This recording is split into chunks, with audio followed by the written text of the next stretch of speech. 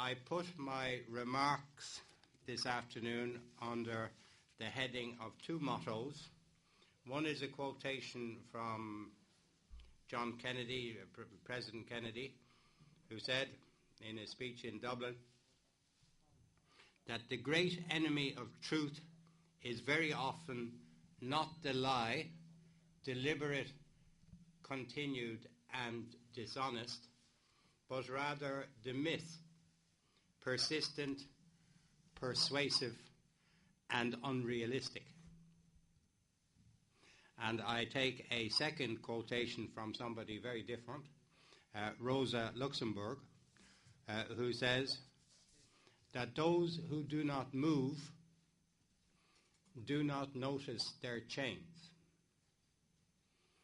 I leave the application of these two subtle thoughts to your imagination. I start off with two disclaimers. First of all, I'm an outsider in Cyprus. What that means is that I know the Cyprus problem in my head, but not necessarily in my bones. My views on the Cyprus problem are tentative and subject to correction. I'm here to learn as much as to speak out of my own experience.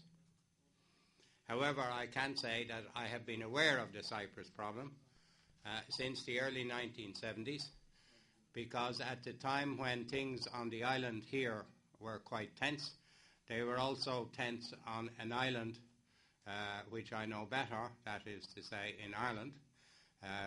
Our latest round of troubles began in 1969 and reached a certain climax in the middle 1970s.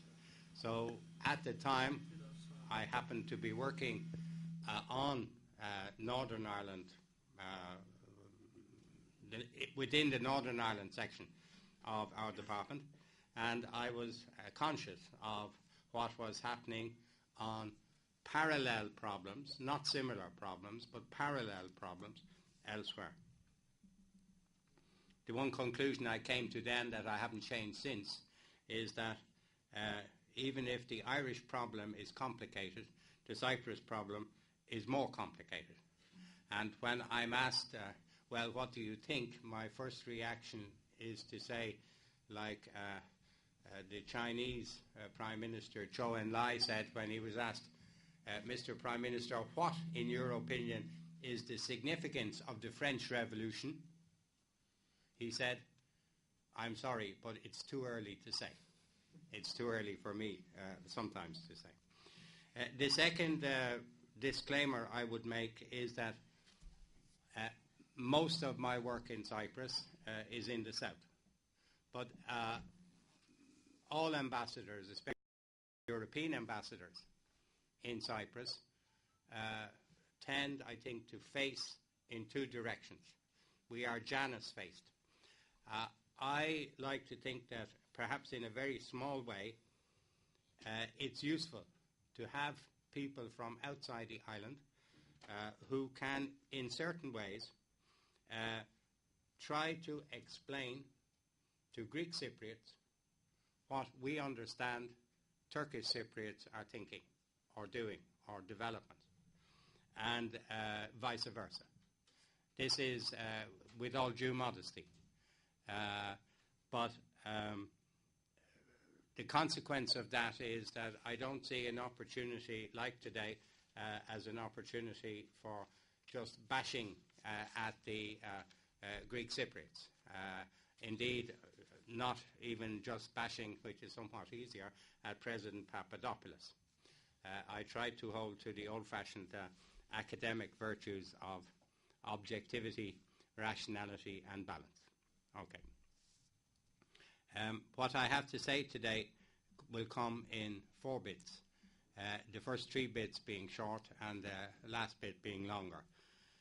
Number 1, where I come from. In other words, my background that gives me at least, I think, some feel for the Cyprus question. Secondly, my view of what has been and is happening in the south. Thirdly, my view of what has been and is happening here in the north. And then lastly, answering the question that I was asked to speak to, what do I think of the prospects?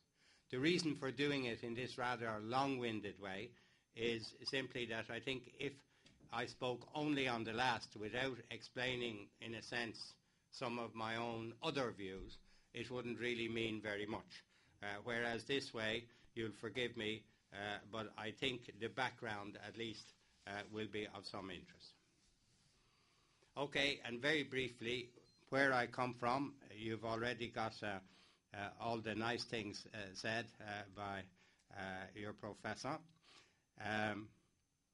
I have served in the past in Canada, Belgium, Switzerland, and in Northern Ireland, among other countries. All of those countries have some points in common with Cyprus.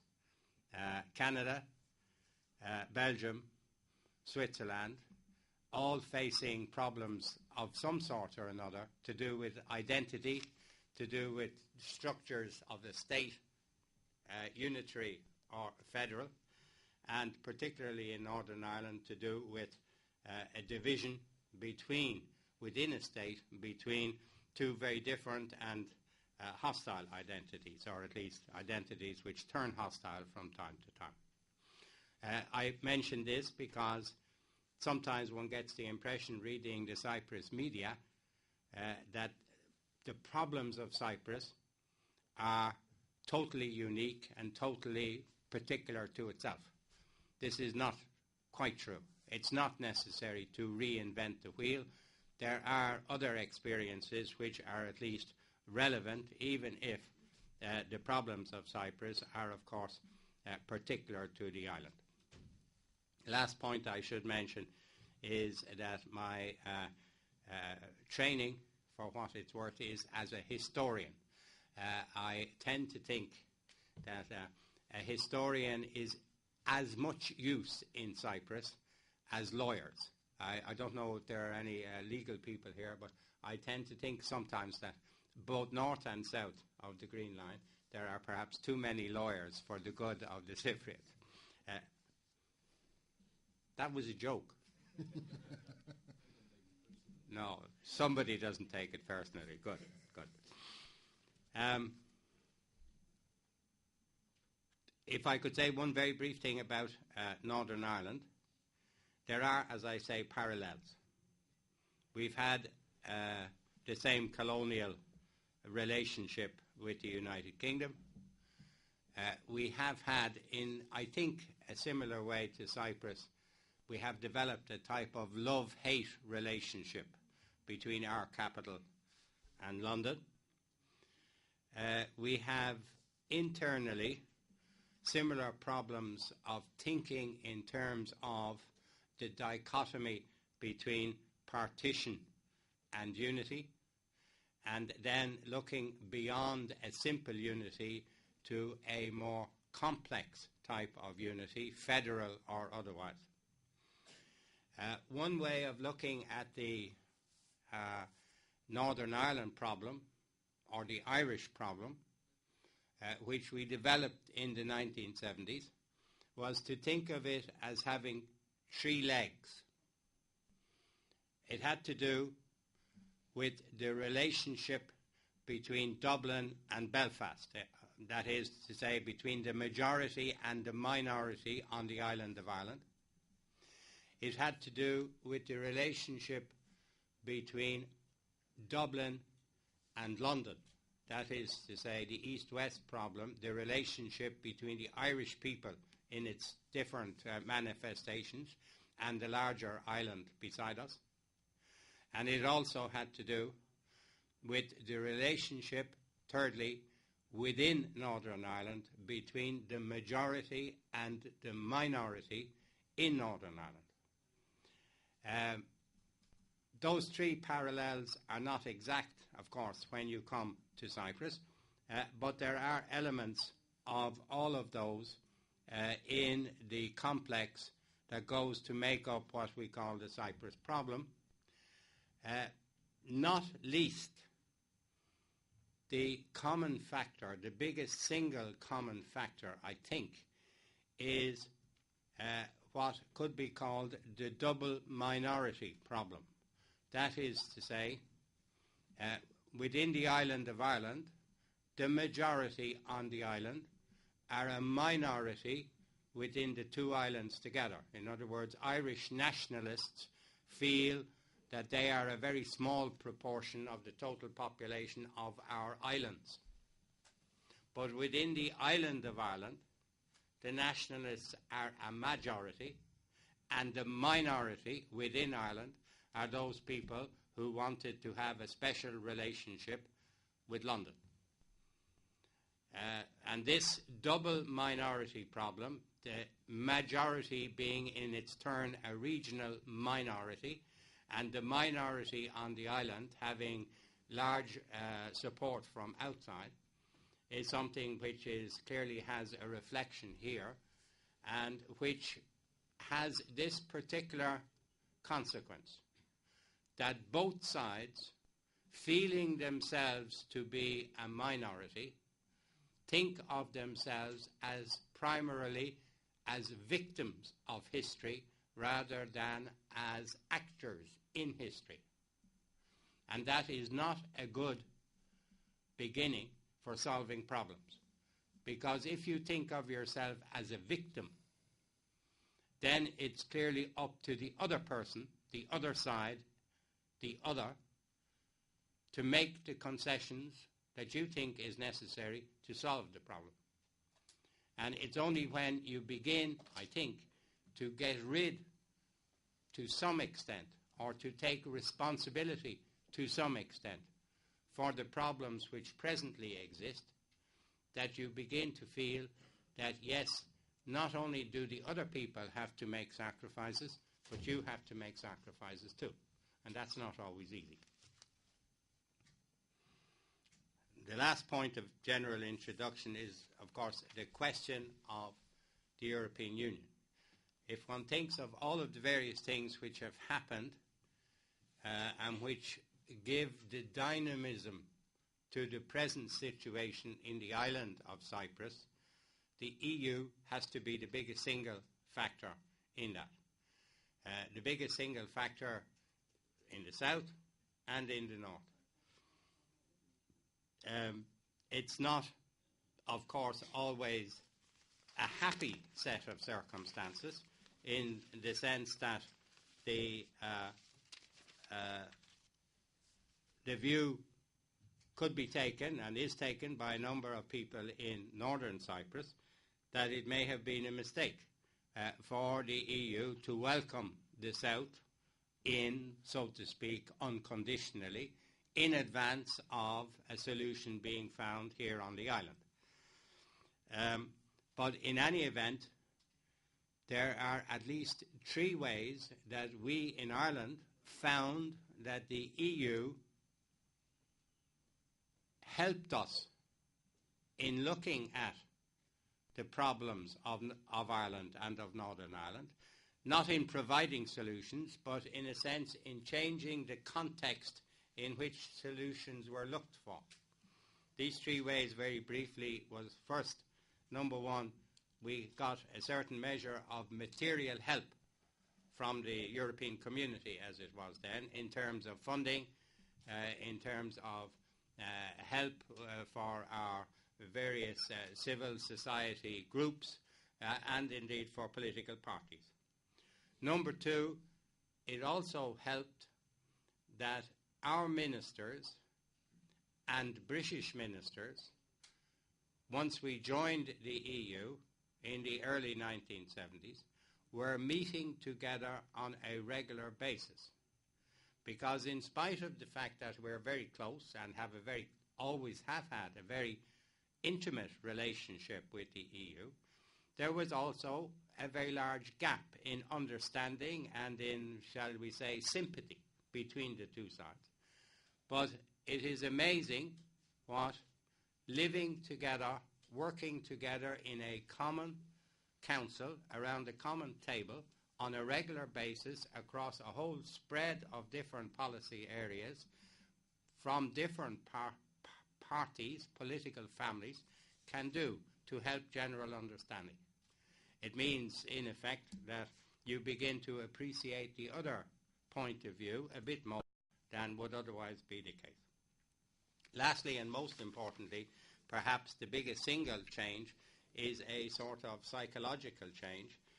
That is to say, a change which says we are partners in a common enterprise in Europe. We may not always agree. We frequently disagree. We frequently disagree very strongly. But at least there is an effort to reach agreement within a structured debating context. And that, in turn, I think, had profound effects on the Irish-British relationship, beginning at the level of ministers, but eventually coming through in terms of understanding and appreciation of the great public, who don't always take precise, detailed interest in some of these complicated questions that we think they should. Okay.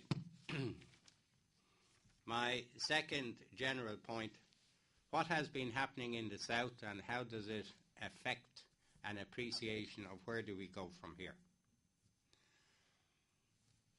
I could start off perhaps by saying that one of the things which the government spokesman in the South has been saying within the last month, which I strongly disagree with, is that the Cyprus problem is largely an international problem. Of course it's an international problem, but it's more. I think, a general appreciation, certainly my appreciation, it is also a regional problem, and it is a communal or intercommunal problem within the island. So 3 legs to the particular problem, not too different from the 3 legs I mentioned in our appreciation of the Northern Ireland problem. Intercommunal, regional, and international. As in Northern Ireland, I find it hard to accept that the intercommunal leg of that problem is not the most important. I believe that until the intercommunal side of the problem at least is beginning to be solved, then it's very difficult to imagine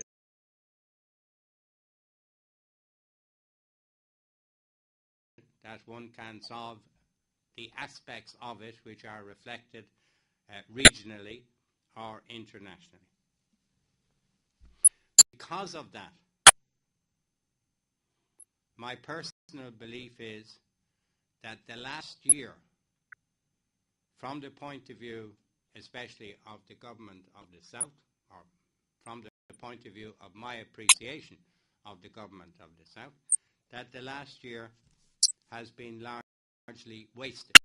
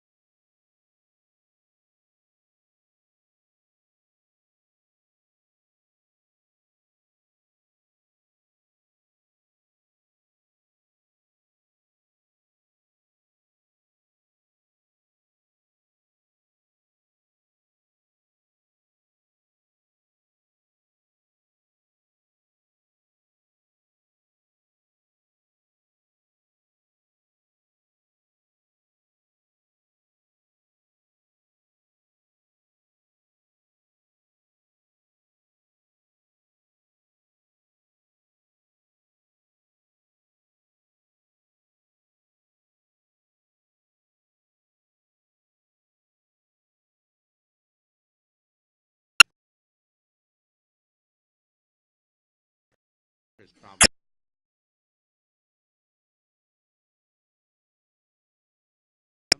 But it had something to do with it. There was a connection between the election of President Papadopoulos and the general feeling of a community of Greek Cypriots that he would, shall we say, fight harder, give away less on the national issue, as it is seen in the South, than some of his opponents of the time. And this is still relevant, of course, because naturally enough, I imagine, President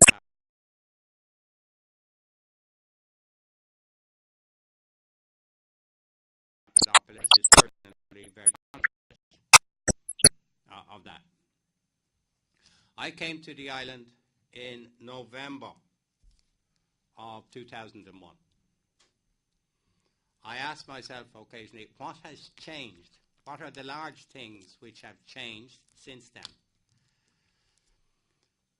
And one of the answers I give myself is to say that things have changed quite substantially in 3 of the 4 capitals most intimately tied up with the Cyprus problem. One can put this in terms of sound bites. One could say, for example, Erdogan is not Ecevit. Talat is not Denktash. So in at least those 2 capitals, in North Nicosia or in Kyrenia and in Ankara, things have changed quite considerably since the end of 2001. Things had already changed in the 3rd capital by the time I arrived, that is to say, in Athens. One could reverse the order there and say that perhaps neither Semitis nor the younger Papandreou are particularly like or particularly parallel to the older Papandreou and the older Karamanlis. There has been change also, significant change, in Athens. That leaves the big question, has there been change in Nicosia, in the south? And the answer, I think, is clear, that if there has been a change in Nicosia, in some ways, it has been a change in the opposite direction. It has been a change backwards towards a more inflexible and a more narrow type of viewpoints on so-called national questions. Another way of putting all of that is to say that Ankara and Athens have made important strategic choices which are different from the choices which had been made earlier, almost revolutionarily different. Ankara has chosen for EU membership. Athens has chosen, strategically at least, for friendship and cooperation regionally and internationally with Turkey and in favour of Turkish membership of the EU. Occasionally there are some doubts as to how genuine that change is. My belief is that it's quite genuine. It's quite genuine at the level of political leadership. It's a bit more doubtful how genuine or how widespread it is at the level of, shall we say, popular support. But even at the level of political leadership, the change is seismic. It's earth-shattering in certain ways. Now, if one were to think, therefore, what is the equivalent in the South of that type of change? What sort of change should one look for that would, in a small way, as befits the island, represent that same type of strategic thinking for the future? I think one could come to 2 very banal, very simple ideas. The first is, it seems to me, that the administration in the South has to ask themselves the question, and they have not yet, I think, satisfactorily answered it, whether they wish to solve, whether they are trying to solve the problem of Cyprus on their own or with the help of the international community. Because each of those choices, the two legs of that choice, has consequences. And if they are trying to solve the problem with the help of the international community, then outside the island, they have to think of the historic guarantor powers. They have to think of the UN, and especially the Secretary General and the Security Council. They have to think of the EU, and particularly the European Commission. And I think it's reasonable to say, as an outsider looking in to Cyprus, I don't see the evidence that that choice has been made and followed through on. Perhaps it's there, but if so, the consequences haven't yet been followed through. Second strategic choice is, and this is even more important, I think any administration in the South has to think whether they look on the Turkish Cypriot community in the island of Cyprus and its elected leaderships as a hostile force to be contained and managed, or as a future partner community to be engaged with, their interests to be taken on board, their voices to be listened to, and their leaderships to be persuaded and wooed into a type of mindset that is agreeable to the majority of Greek Cypriots. And I don't see, again, any great evidence, even less evidence in this case, that that is the fact. And I think in the very simplest way, the thing that I find most disappointing in the non-happenings, the things that have not happened since last April, is the fact of the publicity machine, the publicity machines, I could say in the plural, on both sides, north and south, are continuing to grind out the old stories without any, I think, future orientation as to the choice here and a hopeful choice in the south, that we are, in one sense or another, working towards a new Cyprus and a new partnership. Because if you're working towards a new choice and a new partnership, it would go, I think, without over too much emphasis, too much dispute, that the first thing you should do is to stop calling the other persons, as we say in Dublin, calling them names, shouting at them, criticising them in public. Okay. That's on the south. What about the north? The first thing, I think, is that it's clear that the basic choice of your Prime Minister, and at this time of a majority of the Turkish Cypriot community, has been made strategically for membership of the EU and for a solution to the Cyprus problem. Okay.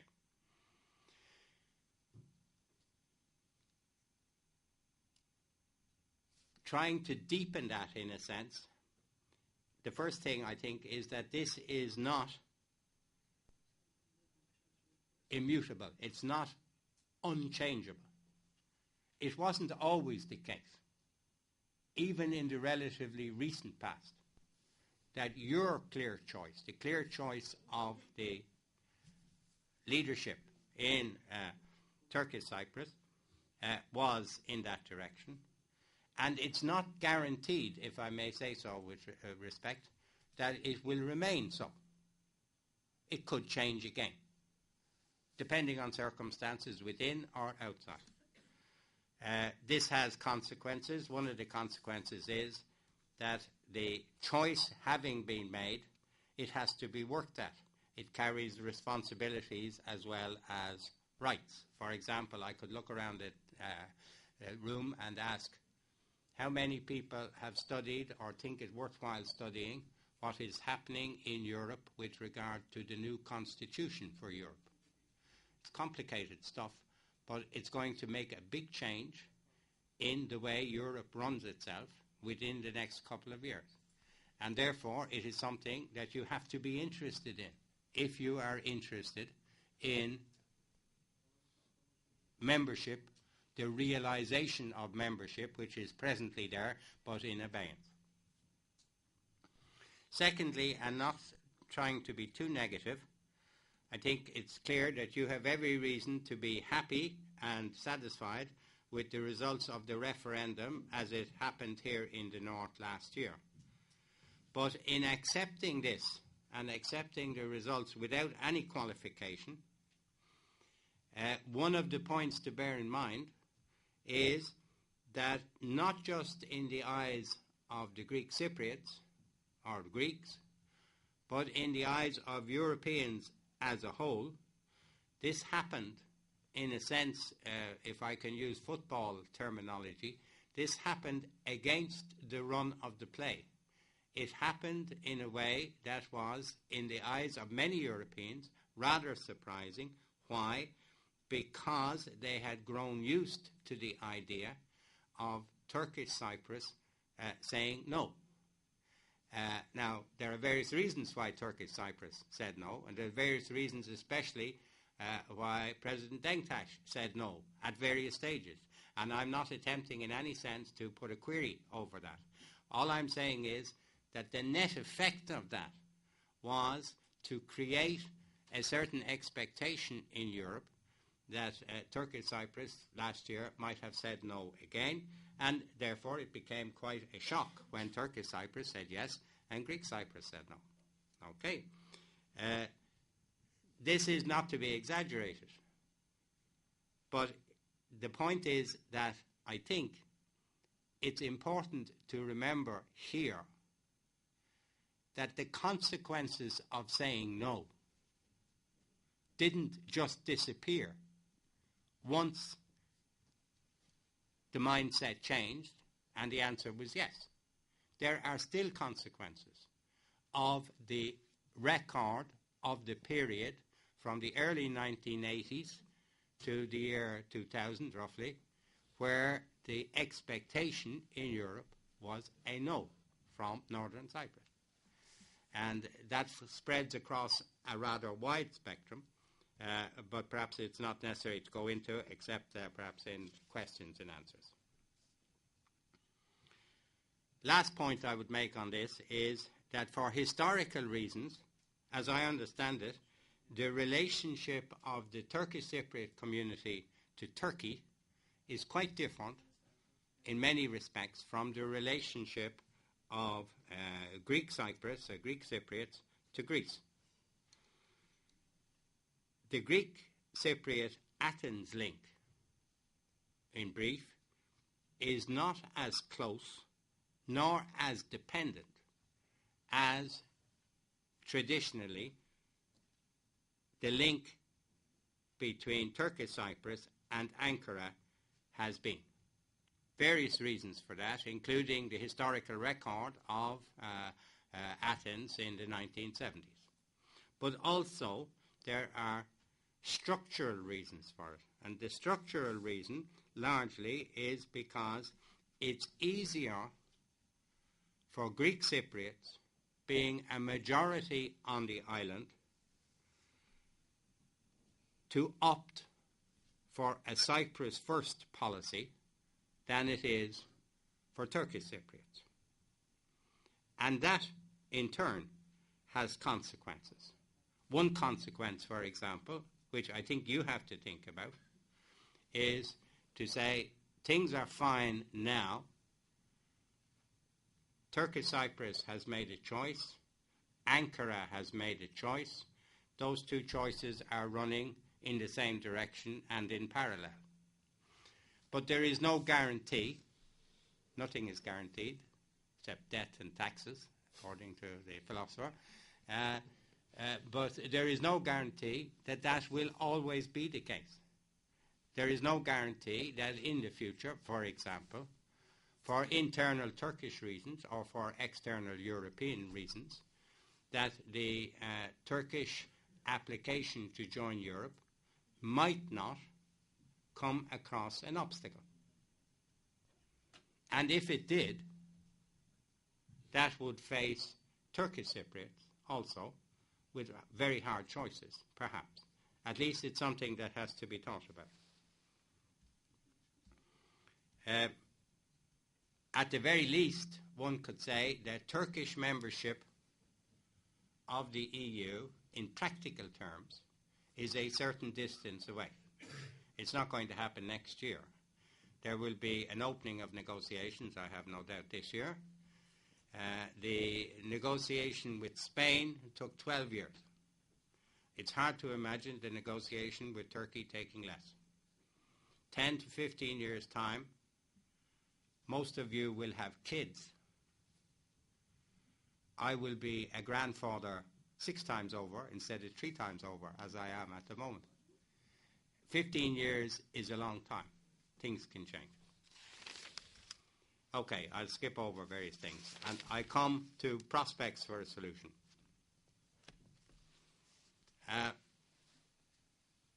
I was asked at lunch today whether I was optimistic or pessimistic. And the answer to that is both or neither. The glass is half full, the glass is half empty, etc., etc. On the whole, I am more optimistic than pessimistic. Why? Because I think there is a dynamic running in relation to Cyprus at the moment which will be very difficult to stop. The dynamic has different aspects. The opening of the Green Line, your election in the north, the joining of Cyprus, I say Cyprus, the whole of Cyprus, to the EU, the prospect of Turkish negotiations for membership. All of that taken together, it's hard to see that it will not have significant effects on the Cyprus problem and how things are thought of. That said, question is, what about timing? And here the answer, of course, is not clear. The obstacles are very strong. Even if we start off with the idea that President Papadopoulos is a symbol and not a cause of the problem, still the obstacles are very strong. Especially given, as I mentioned, the length of time that the Turkey negotiations are likely to take. What's likely to happen this year? Well, take this month. You're going to have your presidential election, so-called, in the middle of the month, 17th. Seems likely that Prime Minister Talat will be elected. That will have an immediate change within the island because it will then be absolutely clear, for those for whom it's not clear at the moment, that Mr. Talat is the undisputed leader of the Turkish Cypriot community, in every sense, legally and otherwise. Consequently, it would be very difficult for anybody south of the line to say that they will not speak to him, I think. That's one change. Secondly, it's clear that as president, Mr. Talat will have a slightly bigger influence with the UN Secretary General than he has at the moment. And it seems clear from everything one reads, I have no private information on this, but it seems relatively accepted, that the Secretary General will send a special representative to Cyprus, perhaps in early May, middle of May, who will have talks north and south, and then we will see what will happen that will come out of that. So there will be movement between now and the summer. What will happen thereafter, I'm back to the Chinese Prime Minister, it's too early to say, but the one point which is reasonably clear is that one shouldn't exaggerate the amount of time which is available if one wants to see things happen this year rather than next year. Why? Because the end of this period, so to speak, is the beginning of October, when the talks begin in Brussels for Turkish membership. It's hard to imagine Ankara or the EU spending much time in the period, say, October to January, February of next year, thinking too much about the Cyprus problems. They'll have other things to be thinking about. And what the consequence of that, reading backwards, is that unless there is a breakthrough of some sort between, shall we say, May and, at the latest, I would guess, late July or early August, then we're going to see another period of effective non-movement immediately thereafter.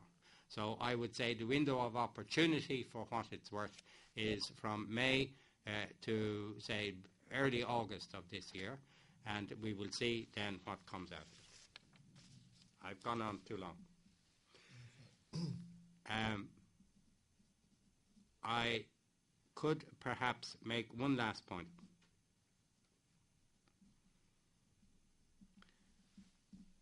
One of the reasons for relative pessimism in all of this is to try and think what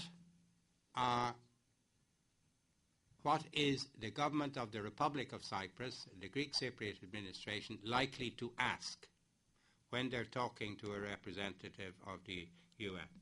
As you know, there has been this minor secondary controversy about whether it's proper to talk about this in public or not in advance.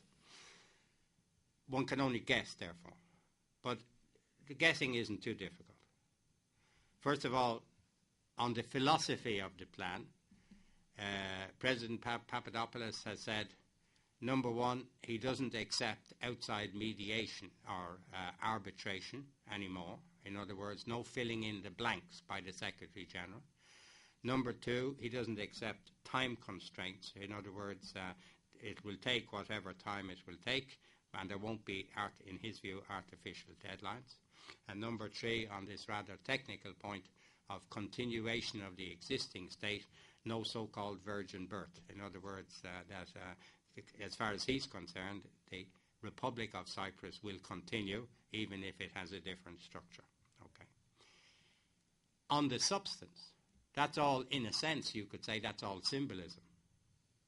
On the substance, there have been discussions within the Greek Cypriot National Council. And we know that there are at least 8 points, where they are talking in some seriousness.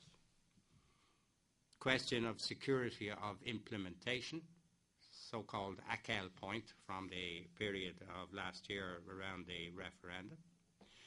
There's the whole question of security in general, which translates into two specific points. One, whether or not there will be a request that the Annan plan be changed in the direction of demilitarization, or at the very least that there would be a request to limit the right of intervention of the guarantor powers, particularly in the south. In other words, if for various reasons there is a request for a right of intervention by Turkey in northern Cyprus, that's one thing. But what is the logic of having an intervention in the south as well, which is in the Annan plan as it stands? Thirdly, there is the question, or fourthly rather, the question of settlers, numbers, movements, compensation. Fifthly, the question of territory. Sixthly, the question of property. Seventhly, the question, which is very important to many business people in the south, the question of a single integrated economy in the island or not. Because by and large, the communal nature, the bizonal nature of the Annan Plan effectively looked towards a non-integrated economy, at least in the view of certain business people. And then lastly, this general point that President Papadopoulos goes on about, a more viable, practical set of institutional arrangements, particularly as regards the federal level of a linking state, linking the two communities. It is easy to look at all that and to say there is no chance whatsoever. I don't say that for various reasons, and in very short order, the reasons why I don't is because I think that President Papadopoulos and the government in the South have already begun to move somewhat on many of their core demands. President Papadopoulos did not use the veto last December, in spite of threatening to do so. He did not force the issue of recognition in the recent past, let's say recognition of the South by Turkey. There is, of course, the other recognition problem, and so on and so forth. So I think there are certain ways in which pressure from outside, pressure from the Turkish Cypriot community, pressure from the guarantor powers, pressure from the UN, beginning to have an effect on the views as to what is practical in the South. I end up with just this thought. In Northern Ireland, we almost came to a conclusion, a good conclusion, on the peace process in 1974. There was a big conference at Sunningdale in England, which I was present at. It came to an arrangement. The arrangement effectively had the idea of setting up a so-called power-sharing administration in the north. The power-sharing administration was set up, and it lasted 6 months before it fell apart. It was premature, but when we came back to the question again, which was all of 25 years later, 1998, the best comment on the redoing of all of that was by a deputy leader of the Social Democratic and Labour Party in Northern Ireland, Seamus Mallon. He said, "This is Sunningdale," the name of the previous conference, "this is Sunningdale for slow learners." One has to be very careful that one avoids having to redo a generation later something that could be done now. Why? Because if you don't, what is involved is waste. Waste of time, waste of effort, waste of opportunity, waste of windows of opportunity. And I don't know how you feel about it, but what I feel very strongly about Northern Ireland, and to some extent about Cyprus, is that the time to push for a solution is now, trying as best one can to understand also the other side, not just our side, and trying to get something within an EU family which is balanced and reasonable, and where the EU can play a full role for the future. Because at the end of the day, and this is my very final point, at the very end of the day, security, north and south, but particularly for the north, doesn't depend on the army. It is much better,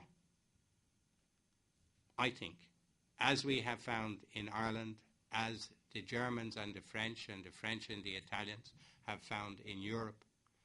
It is much better to think of security being provided by Greek Cyprus, Turkish Cyprus, Athens and Ankara, all being within